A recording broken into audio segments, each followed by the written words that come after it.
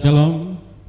Hari ini bersama seluruh gereja Tuhan di dunia ini kita kembali memperingati hari kenaikan Isa Al-Masih ke surga sebagai tanda bukti bahwa Dia adalah Allah yang mengatasi setiap belenggu, dosa dan kematian.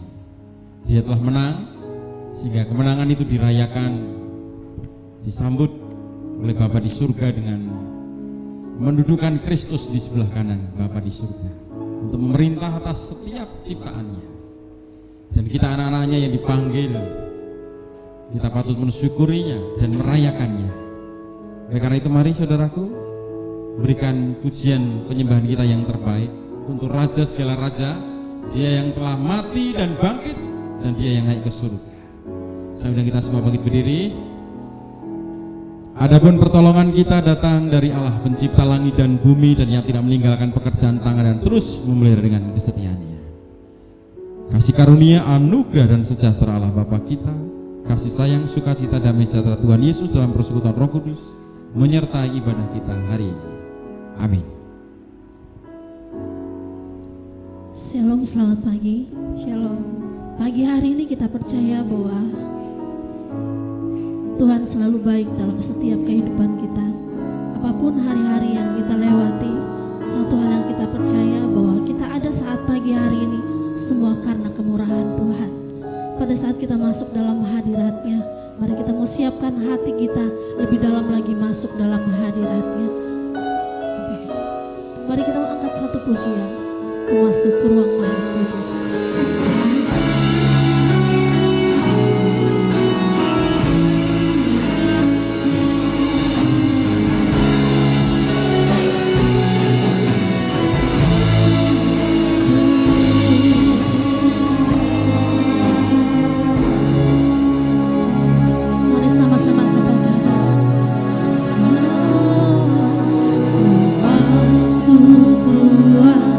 Maha Kudus.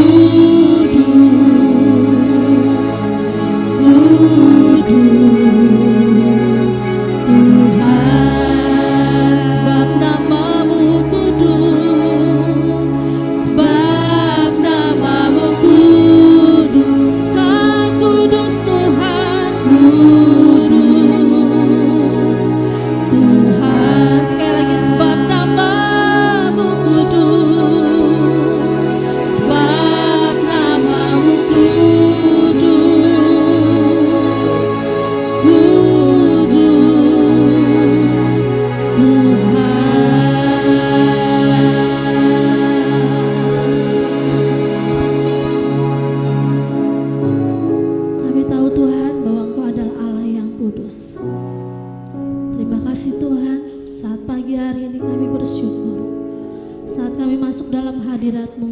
Kami percaya Tuhan, Kau yang memberkati setiap kami. Jemaat-Mu yang ada di rumah Tuhan, kiranya Tuhan yang memberkati setiap mereka pagi hari ini. Kami serahkan Tuhan dengan penuh sukacita, karena kami tahu Tuhan, Engkau menyertai dalam setiap rumah tangga kami, dalam setiap apapun yang kami hadapi hari-hari ini. Kami tahu bahwa Engkau selalu menyertai kami. Terima kasih Bapa, di dalam nama Tuhan Yesus kami berdoa dan kami mengucap syukur. Haleluya, amin. Shalom, selamat pagi. Puji Tuhan, pagi hari ini kita percaya bahwa Allah kita adalah Allah yang baik, Allah yang selalu menyertai dalam setiap kehidupan kita. Kita tahu bahwa Tuhan selalu merancangkan sesuatu yang baik dalam hidup kita. Kita angkat satu pujian, Allah itu baik, sungguh baik bagi Tuhan.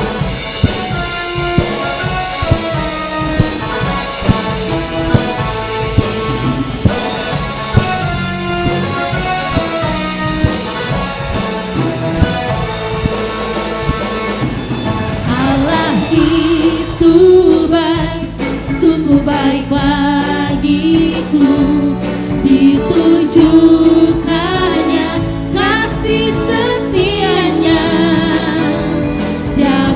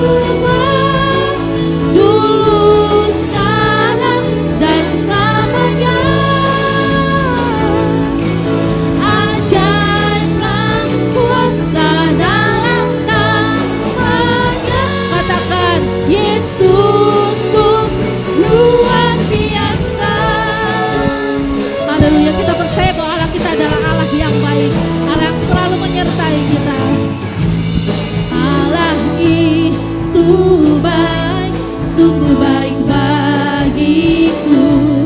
Ditunjukkannya kasih setianya, oh, Dia menyediakan yang ku perlukan,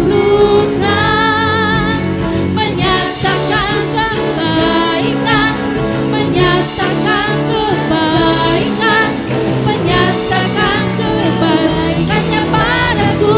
Katakan kasih setianya, kasih setianya tak pernah berubah, dulu sekarang dan selamanya. Ajaiblah kuasa dalam namanya, Yesusku luar biasa. Kasih setianya, kasih setianya tak pernah berubah, dulu sekarang dan selamanya. Ajaiblah kuasa dalam namanya, Yesusku luar biasa. Katakan Yesusku luar biasa, Yesusku luar biasa. Sekali lagi, Yesusku luar biasa, Yesusku luar biasa.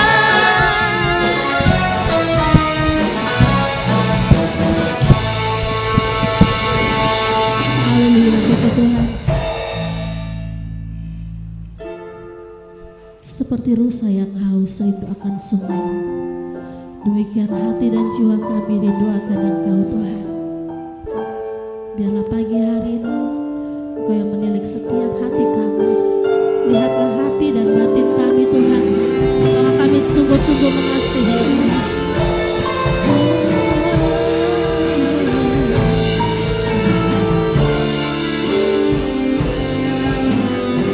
Mari sama-sama katakan,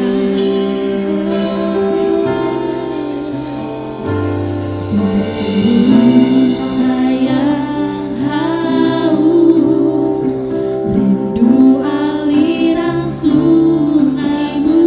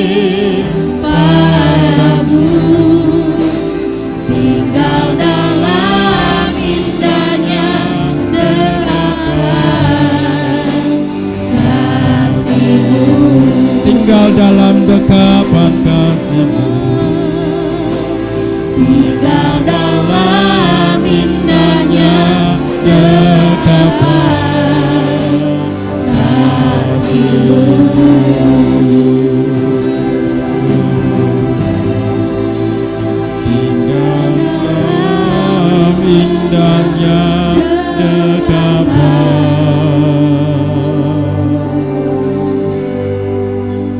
kasih-Mu.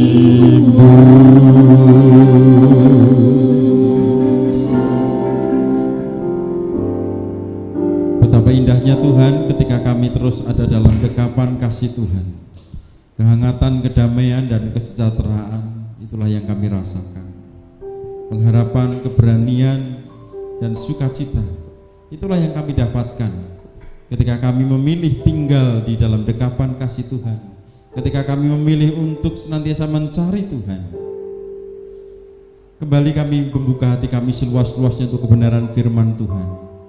Urapi hamba-Mu dan urapi setiap kami yang merenungkan firman, sehingga firman ini menjadi rema yang terus hidup dan mengubahkan setiap kami, dan tidak berlalu begitu saja. Biarlah kuasa Roh Kudus yang menyertai kami, memampukan kami, mentransformasi kami, sehingga kami terus boleh dibaharui menjadi serupa dengan rencana Tuhan. Dalam nama Tuhan Yesus Kristus kami bersyukur dan berdoa. Amin. Silakan duduk.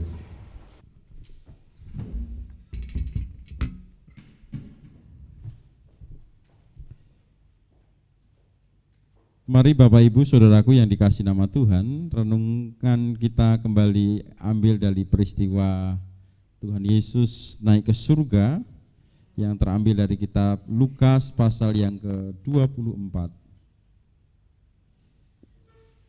Lukas 24 ayat yang ke-50 hingga 53.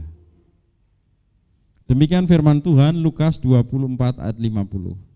Lalu Yesus membawa mereka keluar kota sampai dekat Betania. Di situ ia mengangkat tangannya dan memberkati mereka. Dan ketika ia sedang memberkati mereka, ia berpisah dari mereka dan terangkat ke surga.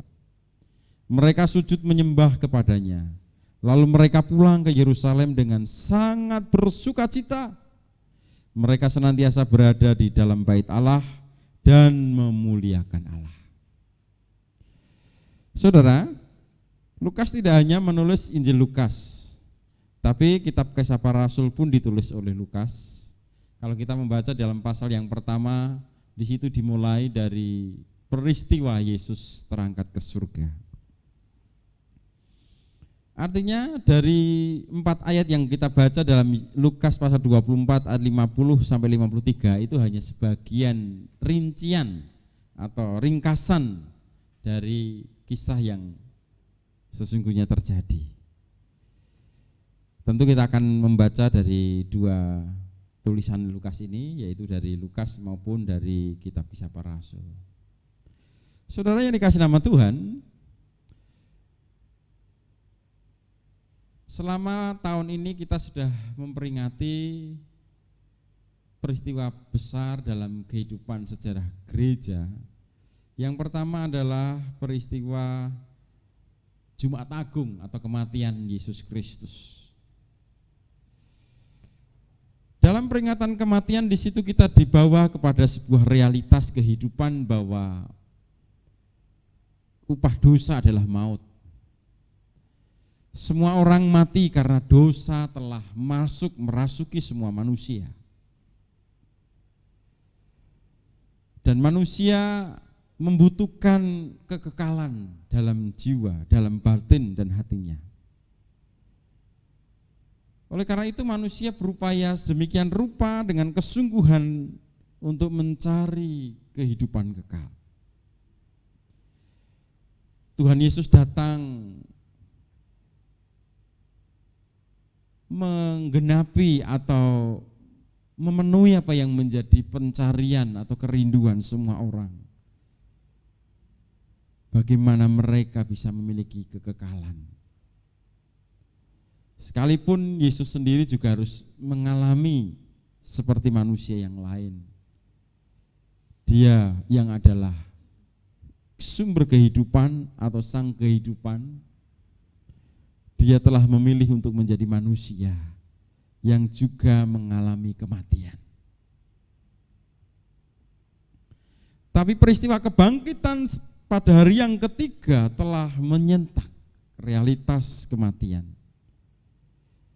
Bahwa kematian di hadapan Kristus itu tidak selama-lamanya membelenggu manusia. keselamatan ataupun kehidupan kekal sudah mulai dapat dilihat atau didengar dengan peristiwa kebangkitan Kristus. Dan Tuhan Yesus dalam kuasa kebangkitannya pun berjanji bahwa setiap orang yang percaya kepadanya, maka mereka juga akan memperoleh kebangkitan dari antara orang mati. Sehingga itu menjadi sebuah terobosan yang luar biasa. Mengalami kehidupan kekal bersama-sama dengan Allah. Saudaraku, setelah kebangkitan Tuhan Yesus selama 40 hari dengan berbagai macam cara berulang kali membuktikan bahwa dia hidup. Oleh karena itu dia menemui para murid-murid. Tidak hanya di satu tempat, tapi di beberapa tempat, di dalam beberapa waktu yang berbeda. Di antara 1-2 orang, segerombolan orang, dan sampai akhirnya banyak. Termasuk di dalam peristiwa kenaikan Yesus ke surga, ada sekitar 120 orang yang ikut menyaksikan. Saudara yang dikasih nama Tuhan, hari ini kita tiba pada peringatan tentang kenaikan Tuhan Yesus ke surga. Ini mengunci atau menutup, menyempurnakan dari apa yang Yesus kerjakan sebagai manusia dalam menjalani misi penyelamatan. Dikatakan di dalam Lukas bahwa mereka yang menyaksikan Yesus naik ke surga itu tidak menjadi sedih karena ditinggal Tuhan.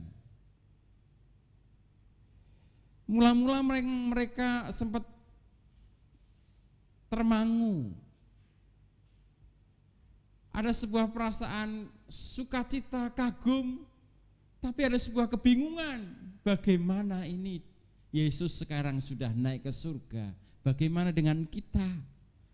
Bagaimana kalau nanti ada orang-orang yang kembali menghentikan gerakan kita atau ibadah kita?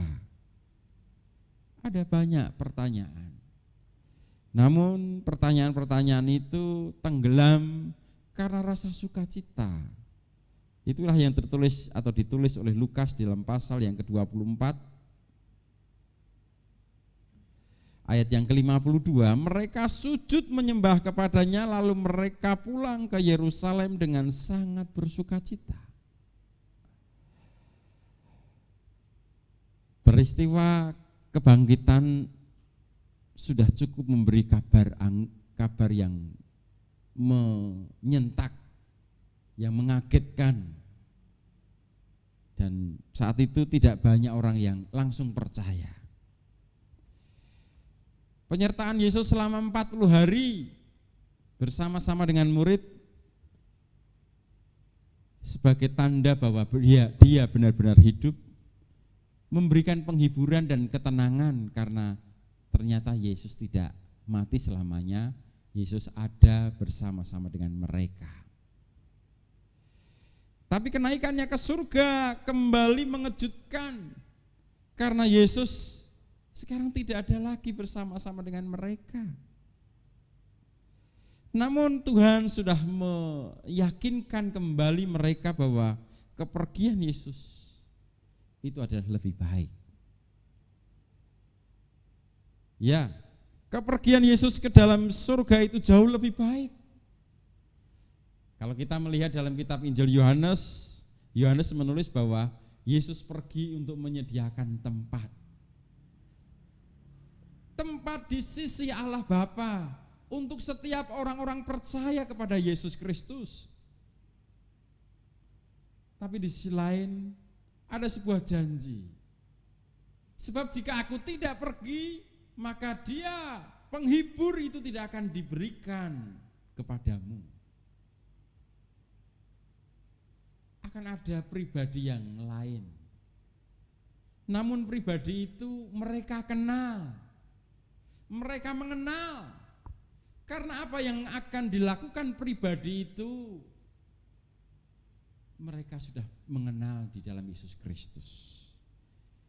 Pribadi itu tidak akan berbicara dari dirinya sendiri, tapi apa yang didengarnya, dipelajarinya, diterimanya dari Kristus, itulah yang akan dilakukan kepada kita. Saudaraku yang dikasih nama Tuhan, menarik sekali bahwa peringatan kenaikan Isa Al-Masih menyisakan atau meninggalkan sukacita yang luar biasa. Karena sukacita kebangkitan ditambah dengan atau kunci dari kemenangan Kristus, yaitu dia naik ke surga. Kenaikan Yesus ke surga itu dikatakan Paulus dalam kitab Filipi pasal yang kedua, itu menunjukkan kepada atau ke dalam posisi apa sesungguhnya Yesus Kristus.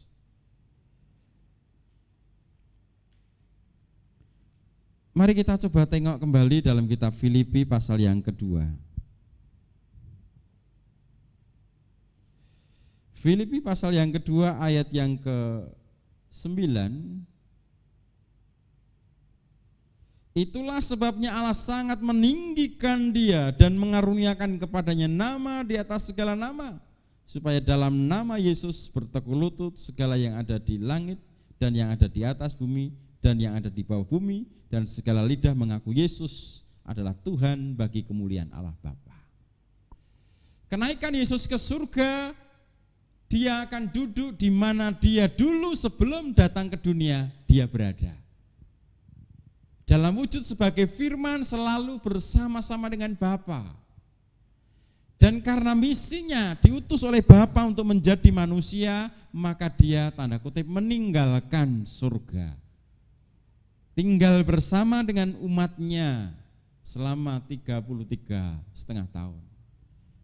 Dan oleh karena ketaatannya kepada Bapa dalam misi yang diembankan kepada Bapa, maka Tuhan Yesus layak menerima apa yang dulu sudah menjadi miliknya, dan terlebih lagi sekarang itu semakin lebih berbobot, lebih terhormat, karena kemuliaan yang Yesus sekarang ini terima di samping adalah kemuliaan yang menjadi miliknya sebelum dia turun ke surga, dari surga ke bumi, adalah karena dalam wujud sebagai manusia ia telah merendahkan diri serendah-rendahnya sebagai hamba, dan dia telah taat kepada Bapa dengan ketaatan yang final sampai dengan titik misi terakhir dia selesaikan. Oleh karena itu dengan bahasa Paulus mengatakan, oleh karena itu dia dikaruniakan nama di atas segala nama. Dia mendapatkan upah hasil perjuangannya, hasil ketaatannya, sehingga dia memperoleh hak sebagai pokok keselamatan. Bahwa di dalam nama Yesus, bahwa hanya oleh karena nama Yesus semua orang akan diselamatkan dan akan mendapatkan kekekalan. Saudaraku yang dikasih nama Tuhan, para murid yang menyaksikan Yesus naik ke surga, terpikir dalam besit hati mereka, Yesus tidak ada lagi. Yesus sekarang sudah terangkat ke surga. Tapi sebuah pernyataan atau sebuah berita yang dibawa oleh malaikat mengatakan bahwa Yesus saat ini terangkat ke surga karena dia berada di tempat yang seharusnya. Karena dia adalah Allah. Karena dia adalah pribadi yang menguasai alam semesta. Dia harus mengatur alam semesta. Dia harus mengendalikan semuanya. Karena semua ada di bawah kendali dan otoritasnya. Oleh karena itu adalah sebuah kabar sukacita bahwa yang kita sembah, yang kita muliakan dan agungkan, yang kita ikuti, itu adalah pribadi Allah yang sejati, Allah yang hidup, Allah yang telah membuktikan dirinya, kasih-Nya, kuasa-Nya di dalam Yesus Kristus itu sempurna. Kita tidak menyembah Allah yang entah seperti apa Dia. Kita tidak mengelulukan Allah tanpa pengertian yang benar. Karena kehidupan Yesus memberikan gambaran atau memberikan sebuah realitas bahwa pribadi yang kita akui sebagai Tuhan dan Juru Selamat itu memang luar biasa. Dia layak untuk menerima pujian, hormat. Sehingga saat Yesus terangkat, semua mereka sujud menyembah. Karena Yesus bukan lagi guru yang pintar, mahir dalam mengajar. Karena Yesus bukan hanya sekedar tabib yang punya mujizat menyembuhkan, hatinya dipenuhi dengan belas kasih. Bukan itu saja. Karena Yesus adalah Tuhan di atas segala Tuhan, Dia adalah Raja di atas segala Raja, sehingga Ia layak menerima penyembahan. Saudaraku yang dikasihi nama Tuhan, bagaimana dengan kita? Ketika kita tahu bahwa Tuhan Yesus, Dia bukan Allah yang penuh dengan misteri yang tak terpahami, tapi Dia justru Allah yang membuka diri, menyatakan diri, mau tinggal bersama-sama dengan manusia. Dia yang membagi kemuliaannya kepada kita. Tapi Dia yang dengan tegas melawan dosa, Dia yang menang dan naik ke surga. Sudahkah kita memperlakukan Dia sebagai Tuhan, sebagai Tuhan? Sudahkah hati kita selalu dipenuhi dengan rasa kagum, penyembahan yang tulus, karena Dia layak terima, karena Dia satu-satunya pribadi yang layak menerima penyembahan. Seharusnya cara penyembahan kita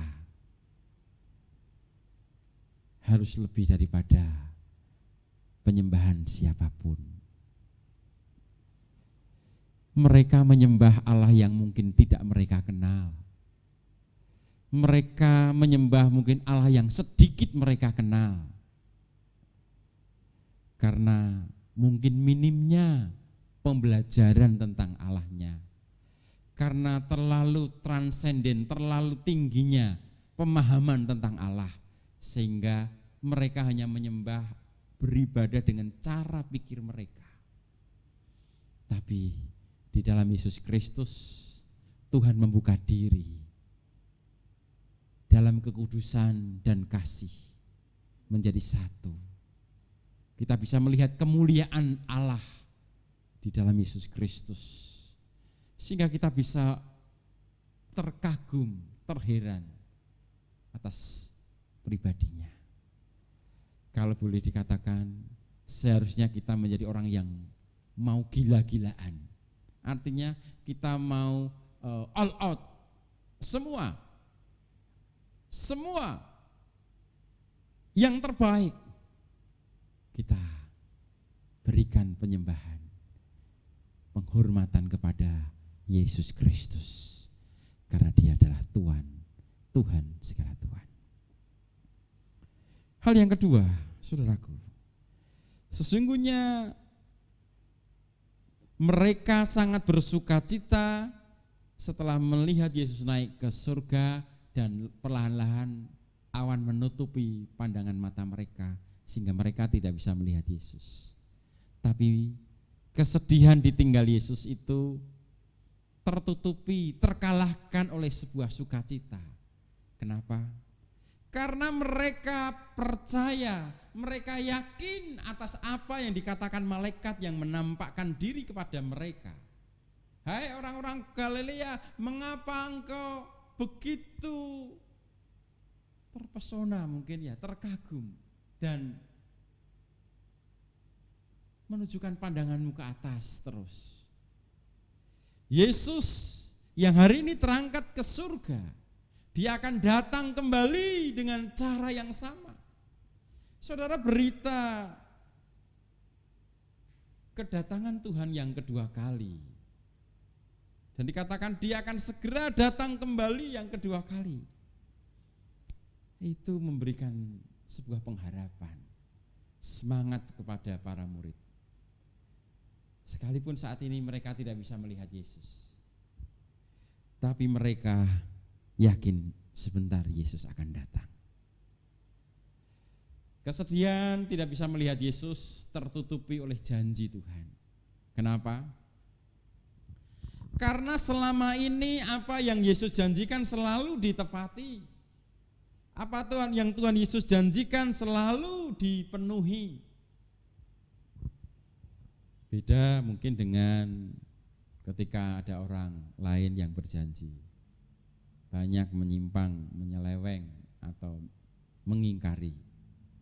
Mungkin ada orang-orang besar, orang-orang kuat, orang-orang kaya yang mencoba menjanjikan, memang sepintas memberi pengharapan. Tapi namanya manusia, penuh dengan kelemahan dan kekurangan, sehingga akhirnya mengecewakan. Tidak demikian dengan pribadi yang satu ini, yaitu Yesus Kristus. Janjinya selalu ya dan amin, selalu ditepati. Sehingga setiap orang yang memegang janji Tuhan, maka hidupnya akan dipenuhi dengan sukacita. Oleh karena itu, saudaraku, coba perhatikan. Ketika hari-hari hidupmu selalu dipenuhi dengan suntuk, gundah gulana, ketakutan, kekhawatiran. Lihat, perhatikan. Saat itu kemungkinan besar, hampir dapat dipastikan, saudara sedang tidak memegang janji Tuhan. Saudara sedang lupa bahwa Tuhan itu akan menggenapi janjinya. Oleh karena itu, pegang janji Tuhan. Mari berdiri di atas janji Tuhan, hidup kita akan selalu dipenuhi dengan sukacita. Tuhan mengatakan bahwa Dia tidak akan selalu memberi kemudahan, tapi Tuhan akan memberi penyertaan. Tuhan akan menyertai sampai tiba akhir. Penyertaan Tuhan yang membuat kita kuat. Penyertaan Tuhan yang membuat saudara akan mampu menanggung banyak hal. Oleh karena itu, ingat selalu janji Tuhan. Sebagaimana malaikat katakan, hei orang-orang Galilea, mengapa kamu terus tertuju pandanganmu kepada Yesus yang sudah tidak terlihat itu. Yesus yang hari ini terangkat dia akan datang kembali. Itulah yang membuat mereka sangat bersukacita. Sebentar lagi mereka akan berjumpa dengan Yesus. Saudaraku yang dikasih nama Tuhan, janji Tuhan ya dan amin. Tuhan akan datang kembali menjemput kita. Yang artinya bahwa iman kita, penantian kita, ketekunan kita, jerih lelah kita, pelayanan kita tidak akan sia-sia. Karena Tuhan akan memberi upah, Tuhan akan memberikan sebuah kehormatan kepada hamba-hamba yang setia memegang janji Tuhan. Saudara yang dikasih nama Tuhan, di dalam kitab 1 Tesalonika pasal yang keempat ayat 15 sampai dengan 17, Rasul Paulus memberikan nasihat kepada jemaat Tesalonika untuk tidak takut atau tidak khawatir dengan mereka yang meninggal, karena mereka akan dibangkitkan. Sebab pada waktu kedatangan Tuhan, mereka yang terlebih dahulu mati akan dibangkitkan, dan setelah itu kita yang belum mati akan diubahkan. Namun berita tentang kebangkitan orang mati, berita tentang kita akan diubahkan untuk menyongsong kedatangan Tuhan, didahului dari pasal yang keempat tentang supaya hidup kudus. Dan 1 Tesalonika 5 berbicara tentang berjaga-jaga.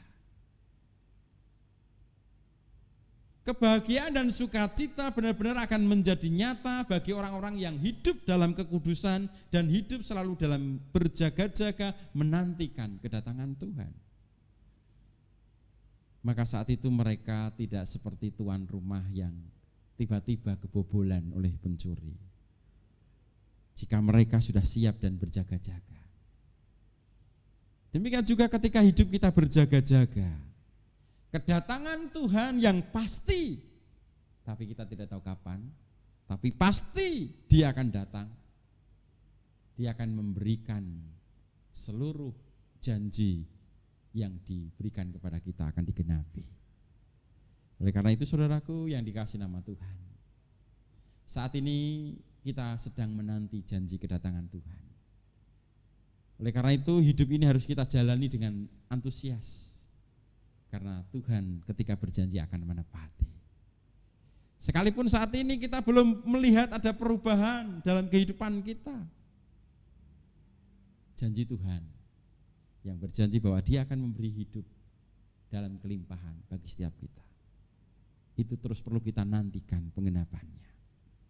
Dan yang ketiga, kenapa mereka bersukacita ketika Tuhan Yesus naik ke surga? Di dalam kisah kitab Para Rasul pasal yang pertama diingatkan bahwa jangan tinggalkan Yerusalem. Bukankah Tuhan pernah berkata sebelum Dia naik ke surga, jangan tinggalkan Betlehem, sebab akan diberikan, akan dicurahkan kepadamu, sebab Yohanes membaptis dengan air, tidak lama lagi kamu akan dibaptis dengan api. Mereka bersukacita karena sekalipun mereka tidak bisa melihat Yesus, Tuhan akan memberikan Roh Kudus yang akan meneruskan karya Yesus, menyertai gereja, memberikan kuasa kepada gereja, orang-orang percaya untuk hidup sebagai saksi Tuhan, untuk hidup sebagai pelaku-pelaku kebenaran, sehingga tidak lagi kelemahan, keterbatasan menghalangi kita untuk memuliakan Tuhan, untuk hidup benar. Tuhan berjanji untuk memberikan seorang penolong, sehingga kita tidak kedapatan yatim piatu atau sendiri. Dan Tuhan mengatakan adalah lebih baik ketika aku pergi, karena jika aku pergi, Bapa akan mengutus seorang penolong lain yang akan menyertai. Saudara, hidup dengan kekuatan kita itu sangat terbatas. Bahkan firman Tuhan mengatakan bahwa seluruh kebaikan kita itu seperti kain usang gombal yang tidak ada nilainya, tidak ada artinya. Tetapi ketika Roh Kudus menyertai kita, memampukan kita, maka kita yang lemah, kita yang tidak berdaya, kita yang tidak mampu, Tuhan akan memampukan kita oleh kuasa-Nya untuk kita hidup dalam kebenaran, dan terlebih lagi adalah untuk kita hidup menjadi saksi. Roh Kudus diberikan bukan hanya sebagai kegagah-gagahan, bukan hanya sebagai keren-kerenan, dengan bahasa-bahasa lain, dengan manifestasi-manifestasi yang lain, dengan mujizat-mujizat. Tapi semua itu diberikan untuk membuat kehidupan gereja, kehidupan orang percaya mampu menjadi saksi Tuhan. Sebab Tuhan sudah mati, Dia sudah bangkit, dan Dia naik ke surga. Dan berita itu harus diteruskan kepada semua orang, sehingga semua orang boleh datang kepada Allah. Bapak Ibu Saudaraku yang dikasihi nama Tuhan, dengan kembali kita memperingati kenaikan Isa Al-Masih, maka hari ini kita diingatkan kembali bahwa hidup kita harus kita jalani dengan sukacita. Karena kemenangan yang gilang gemilang, yang final, itu sudah dimeteraikan oleh Tuhan. Kemenangan atas maut sudah Tuhan jalani melalui jalan salib. Kebangkitan memberikan proklamasi bahwa Dia sang pemenang. Dan kenaikannya ke surga memproklamasikan kemenangan yang final itu dikunci dengan Dia naik kembali duduk di sebelah kanan Allah Bapa sebagai juru selamat untuk semua orang, untuk semua manusia.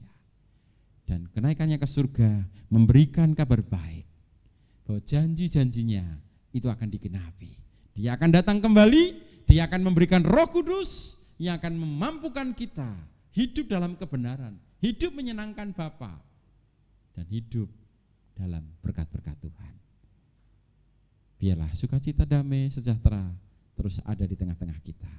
Terlebih ketika kita hari ini kembali memperingati kenaikan Yesus ke surga. Tuhan memberkati kita. Amin. Mari saudaraku yang dikasih nama Tuhan, responi firman Tuhan hari ini.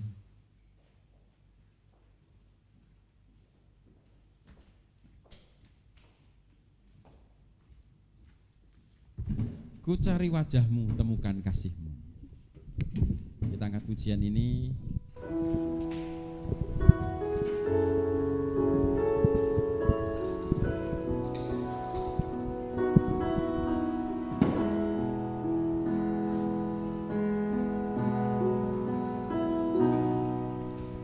Cari wajahmu,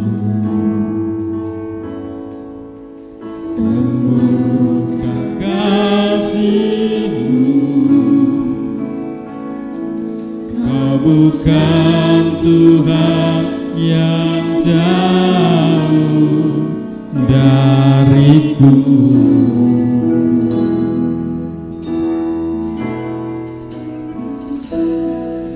Ku panggil namamu,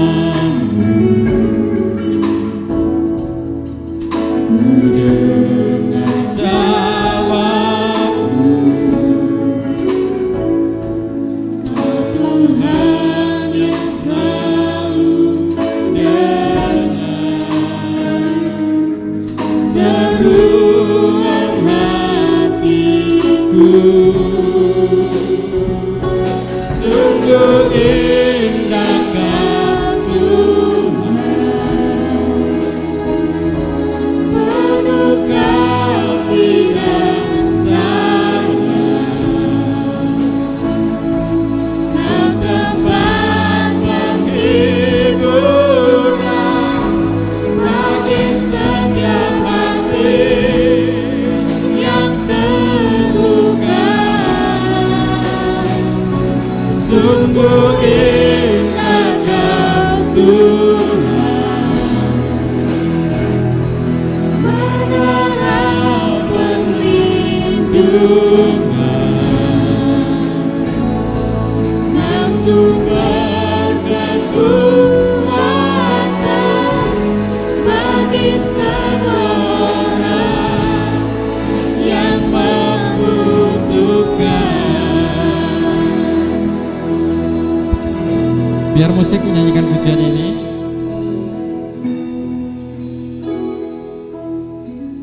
Kenaikan Yesus ke surga tidak membuat murid bermuram durja, bersedih, tapi justru membuat mereka bersukacita, mereka pulang dan ke Yerusalem. Karena mereka tahu bahwa kenaikan Yesus ke surga itu adalah kunci final atas ketaatan, atas perjuangan Yesus Kristus menjalani misinya menyelamatkan manusia. Yesus kembali kepada hakikatnya semula sebagai Sang Firman yang selalu bersama-sama dengan Bapa. Dia layak karena dia telah membuktikan ketekunan ketaatannya kepada Bapa, sehingga dia diganjari, diupahi nama di atas segala nama sebagai pokok keselamatan. Di dalam nama Yesus Kristus ada jaminan keselamatan. Oleh karena itu para murid bersukacita, sekalipun mereka tidak bisa melihat Yesus lagi. Mereka bersukacita terlebih ketika diingatkan bahwa Yesus yang hari ini naik, dia akan datang kembali seperti dia naik. Kedatangannya yang kedua bukan seperti yang pertama, dalam kelemahan sebagai bayi, tapi dia datang sebagai Raja segala raja dengan segenap janji-janji yang dia persiapkan untuk memenuhi segala apa yang telah dia firmankan kepada setiap mereka yang setia menanti-nantikan janji Tuhan, akan mendapatkan setiap upah atau reward yang Tuhan janjikan. Dan terlebih lagi ketika malaikat pun mengatakan bahwa Roh Kudus Dia yang akan meneruskan karya Kristus. Yesus yang tidak lagi dibatasi oleh fisik, tapi Yesus yang dalam wujud roh menyertai setiap hati orang percaya. Di dalam banyak tempat gereja yang jumlahnya ribuan bahkan miliaran tidak akan pernah ditinggalkan oleh Tuhan. Tidak akan pernah seorang yang percaya itu dibiarkan sendiri, karena Roh Kudus yang menjadi meterai dalam hatinya. Dia menjadi pribadi yang terus memimpin dan menjadi sumber damai sejahtera. Oleh karena itu saudaraku, bagaimana dengan hari-hari kita? Setelah sekian lama kita memperingati kenaikan Isa Almasih, apakah saudara sungguh-sungguh sudah dipenuhi dengan damai sejahtera, dipenuhi dengan sukacita sebagai orang Kristen, sebagai orang percaya yang telah menerima seabrek, ya, sedemikian banyak janji Allah dinyatakan dalam kehidupan saudara. Hari ini terima kebenaran firman Tuhan, sukacita dan sejahtera memenuhi hidup saudara. Sungguh indah Kau Tuhan, penuh kasih dan sayang. Kau tempat penghiburan bagi setiap hati yang terluka. Sungguh indah Kau Tuhan, menara perlindungan. Kau sumber kekuatan bagi semua orang yang membutuhkan. Sumber kekuatan, sumber kemenangan, sumber kemenangan, sumber kedamaian, sumber kedamaian. Sekali lagi, sumber kekuatan, sumber kekuatan bagi semua orang yang membutuhkan. Haleluya, haleluya, haleluya, haleluya. Engkaulah sumber kekuatanku, Engkaulah sumber kemenanganku, Engkaulah sumber damai sejahtera. Terima kasih, terima kasih, terima kasih, terima kasih Tuhan. Haleluya, haleluya, haleluya. Terima kasih Tuhan, jika kembali Engkau hari ini menyapa kami. Mengapa kami berduka?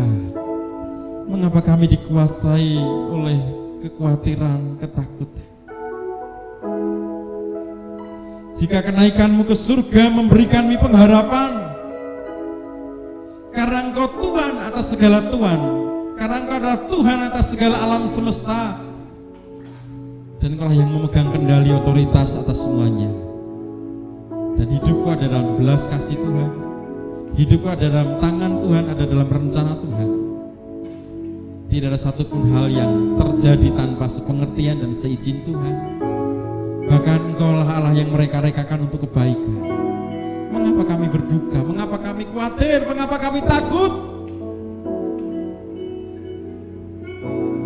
Roh Kudus, Engkaulah yang memeteraikan firman. Engkaulah yang menjadikan hari-hari kami selalu dipenuhi dengan sukacita, dipenuhi dengan pengharapan, dipenuhi dengan antusias. Karena kami adalah orang-orang yang tidak akan dikecewakan. Engkau akan datang kembali menjemput setiap kami dengan membawa upah, setiap jerih lelah, ketekunan kesetiaan kami, pengiringan kami kepada Tuhan tidak akan sia-sia. Terima kasih Bapa. Kuasa firman-Mu yang mengubahkan, mentransformasi setiap kami. Dalam nama Tuhan Yesus Kristus. Bapak Ibu Saudaraku yang dikasih nama Tuhan, dan setelah kita berbakti, kini pandanglah janji Tuhan. Sebab Tuhan yang akan memberkati engkau, Tuhan yang akan melindungi engkau, Tuhan yang akan menyinari engkau dengan wajahnya dan memberikan engkau kasih karunia. Tuhan akan menghadapkan wajahnya kepadamu dan memberikan engkau damai sejahtera sekarang sampai selama-lamanya. Amin. Bagi nama Tuhan kemuliaan, kejayaan, nama-Mu berkuasa, diam dalam hadirat-Mu. Engkau tetap Tuhan, Ku tinggikan di atas segalanya. Tempat ini dipenuhi nama Tuhan. Tempat ini dipenuhi